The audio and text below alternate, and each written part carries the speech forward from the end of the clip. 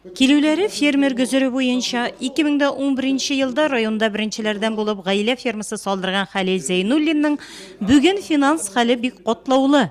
Банк кредитлары үсә, абзарында малы юк. Нәтиҗә буларак объектив һәм субъектив сәбәпләре булган әлеге хәлдән чыгу юлын табуда җиңел түгел.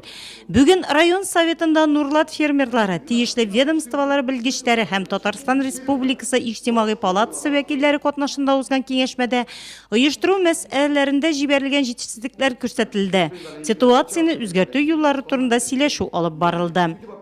Это ошибка типовая, многие администрации должны за этим следить.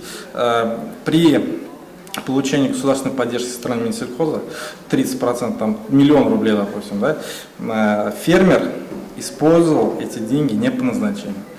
То есть они использовали там на покупки КРС, использовали там, может, на покупки техники, хотя должны были использовать на строительство фермы.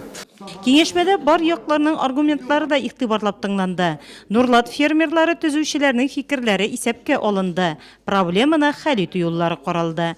Мы услышали сегодня все стороны. Я думаю, мы нашли общий язык. Фермеры поняли, в чем их вина. Строители тоже свою точку зрения высказали.